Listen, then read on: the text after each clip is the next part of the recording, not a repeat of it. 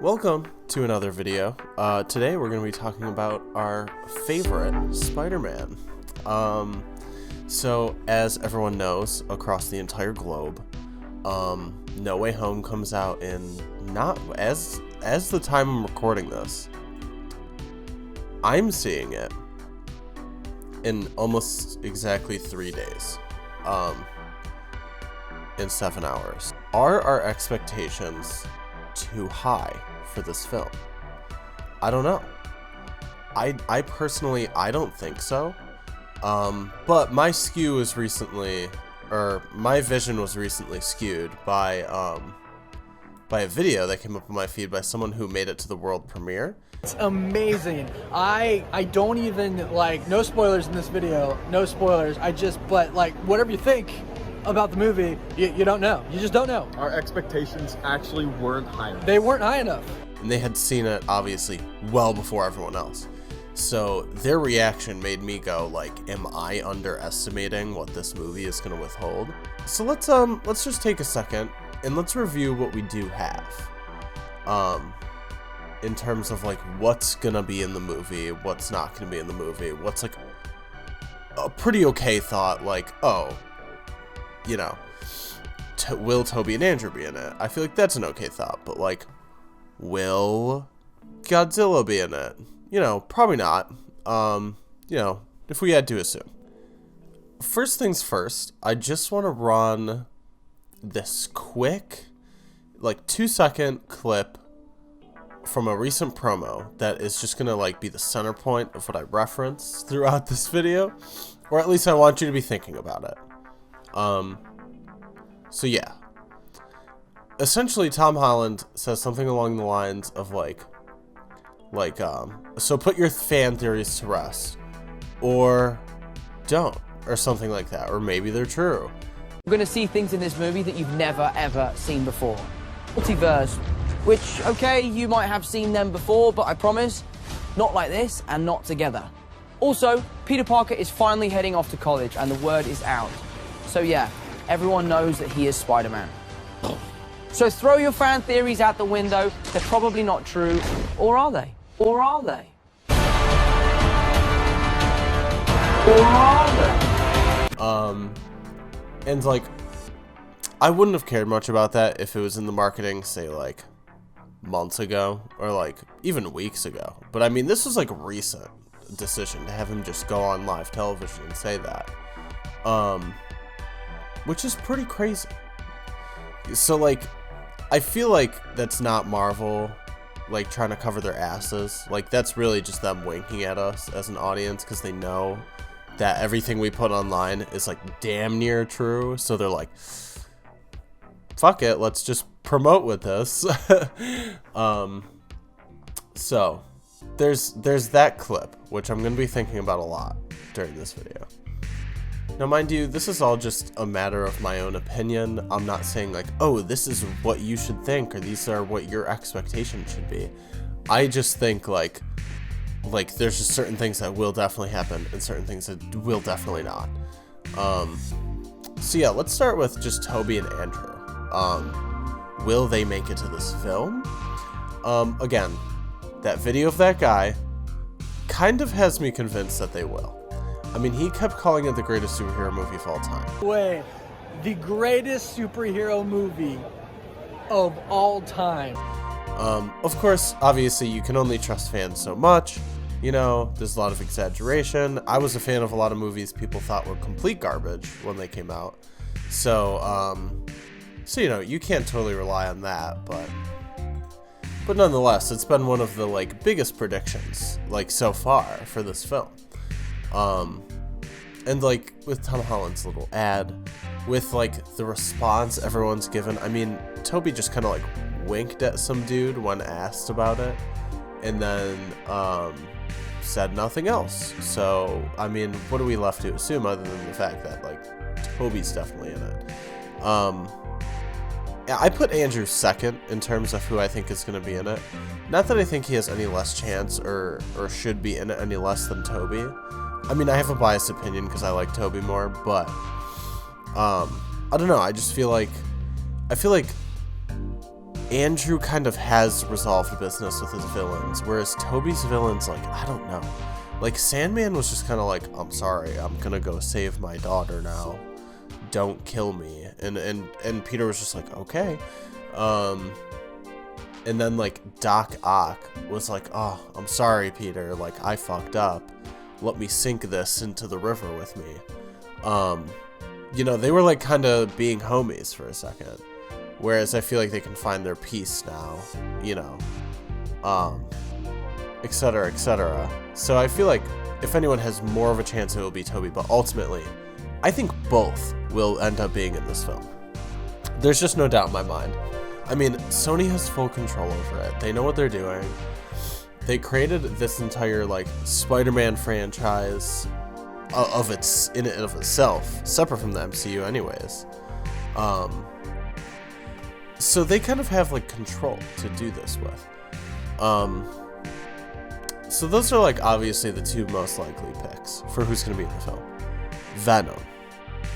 Venom's tough. I feel like Venom might be in it, but also a lot of people are like, I don't know, they're very underplaying the after credit scene from Let There Be Carnage.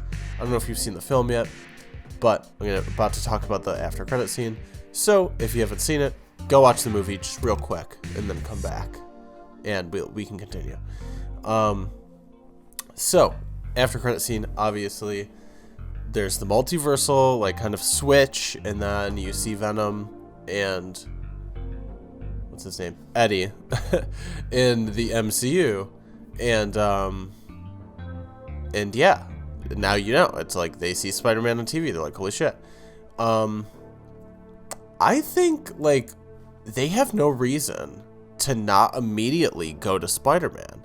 People are like, oh, I think he'll be an after credit scene, or I think he'll end up being, like, at the end of the film, if he's even gonna be in the film, or he'll be in a future film, and this is just a teaser. But the after credit scene is just a little too weird, you know? Like, it happened right at the start of No Way Home, so, like, you just want to believe, right?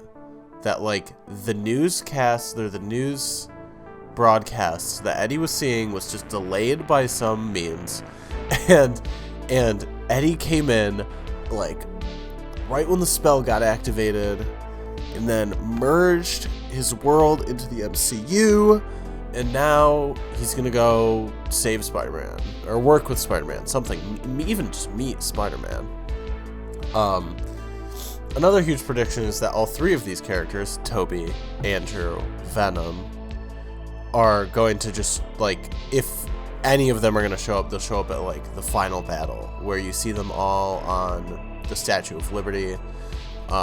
People think that, you know, maybe that will be where these characters will have their, like, 30-minute appearance on screen. So that's an interesting thought. Because, I mean, it's very possible. Let's see. Who else might be in this film? Daredevil. I think Daredevil's less likely. And here's why. Now, I've seen stuff online. I've seen, like, theories, stuff like that. I still just don't think so, because Kevin Feige finally confirmed that Daredevil is going to be the one from the Marvel television series. Charlie Cox will be MCU canon. And on top of that, I saw a couple articles recently. Of course, I haven't read them. I'm a total poser, whatever, call me out. But it said that he's probably going to be, like, appear in his yellow suit and then appear in She-Hulk, which would make sense. She's an attorney, or she's, like, a lawyer or something. But, like, she works in law, and obviously so does Daredevil. So I think they're going to have some sort of connection there with introducing him, more than, like, just being like, oh, he's Pete's lawyer, you know? I feel like there's not really going to be too much of that. Maybe there is. Maybe Daredevil will be in it. If he is, he's not going to be Daredevil, you know? He's just going to have, like, a scene. They're gonna like walk past him and he's like, oh hey, I'm Daredevil. But like he's not gonna be in it, you know?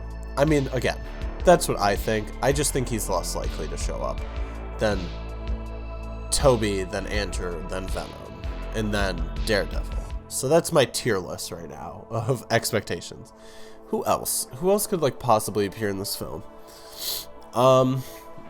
Would it be cool if Hawkeye appeared? I mean, I guess. That's just a side thought. I don't think he's gonna. I don't even think it's a theorized thing. But I think that'd be cool. I mean, we got a little Rogers the Musical cameo, so we can only hope. X-Men. Now, that's something I'd really love to see. Especially with, like, I mean, like, I've been watching videos left and right, but, like, especially with, like, the Statue of Liberty and stuff, like, just being able to see them there again would be really cool. I think that would be sick. But, I don't know. I just feel like no one else outside of the people I named could show up in this film from, I guess, just external sources that are like the Raimi-verse, the Andrew-verse, the Venom-verse. Like, I don't think anyone else from outside of the MCU is going to show up. Obviously, we got Doctor Strange, we got Peter, we got his friends. I don't know who else from the MCU would show up either. In terms of, like, that, I haven't really thought of that. Because other people from the MCU could totally show up. But this is such a Spider-Man-oriented film. I just feel like they might want to stick directly to the plot being about Spider-Man. Because this is a pretty, like, huge movie for him. It's his third one in the series. And, like, when you really think about it, we haven't gotten as much Tom Holland content as you would think. Like, yeah, we saw him in Infinity War, but he got dusted. And we saw him in Endgame, but he ended up just being a pawn on the battlefield. His real strengths were the short scene he had in Civil War, and then obviously Homecoming and Far From Home. I think it was, yeah. I just watched all these, so I should know. But, so yeah, like, we got to see a cool solo Spider-Man film in that, and I thought that was really nice. Now, the one thing we haven't seen in the MCU, that really, like, if we just, like, reverse it a little bit, all Spider-Man films have a theme. So, Tobey. We got Green Goblin. We got Doc Ock. And then we got Sandman. And technically Venom. The only reason I don't count Venom is because that movie actually, like, Spider-Man 3 would have been a perfect movie without Venom. Oh, perfect. But I digress. I mean, but those movies, they gave us Goblin, Doc Ock, Sandman. And then Andrew, his movies gave us Reptile, which is a villain we haven't seen. And then it gave us Electro, and I think Hobgoblin. I don't know what that was. I didn't like it at all. That version of Goblin wasn't that cool. He was cool, but he was just rushed. He was only there for, like, the last bit of the movie. It was all build up, which I get, but I mean, I just felt like they tried to jam two characters in one movie too much. But regardless, so we had all those characters out of the way, and then when Tom Holland comes around, it's just a reoccurring theme to use a villain we haven't seen Spider-Man face before. So the MCU was like, okay, what villains can we use this time? Vulture. Haven't seen Vulture before. Shocker was kind of in them. He was more of just like a reference. He was like a idea. It was like, whoever has this weapon is Shocker. So, like, Shocker, I guess, can just be everlasting throughout the MCU in a way. Like, we don't have to worry about who's Shocker, because someone will probably be Shocker. Who else do we see? Mysterio. And that's it. So, the only major Spider-Man villains I would say we didn't see are, like, Fisk. And, obviously, Venom. Because, again, we don't really count Tobey's Venom. So, when you really chalk it up, that's, like, most of the major Spider-Man villains. So when it comes to this film, you want to believe that, like, all they're going to be doing, really, is just the Sinister Six. And that's the thing that makes me wonder if Tobey and Andrew really aren't in it.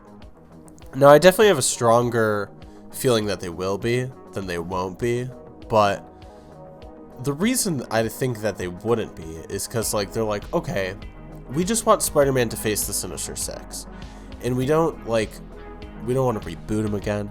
We don't want to have more Spider-Man in a film. We just want Spider-Man, Sinister Six, clash.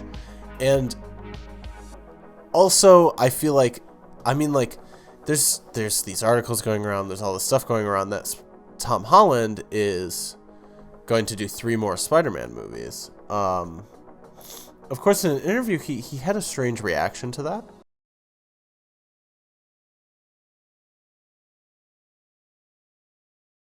He had kind of like a face as if, like, he didn't know, like, why does everyone think there's going to be 3 more Spider-Man movies?